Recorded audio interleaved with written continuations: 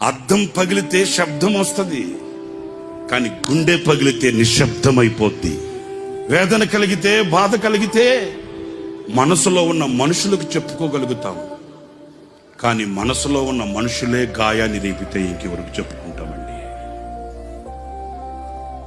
అంటున్నారా నేను చెప్పే మాట? వేదన కలిగితే, బాధ కలిగితే మనసులో కొందరు ఉంటారండి, వాళ్ళతో చెప్పుకుంటామండి. మరి ఆ మనసులో ఉన్న మనుషులే గాయపరిస్తే ఇంకెవరితో చెప్పుకుంటామేంటి? దేహానికి గాయమైతే కుదుట పడుతుంది, ఎవరో సహాయం చేస్తారు, మేలు కలుగుతుంది. మరి గుండెకే గాయమైతే గుండె గాయాన్ని చూడగలిగిన వాడు ఎవడున్నాడండి? ఆ గుండెకు కలిగిన గాయమే ఒక గేయం. ఆ గేయమే ఈ సంవత్సరానికి మనందరికీ ఒక పాఠం.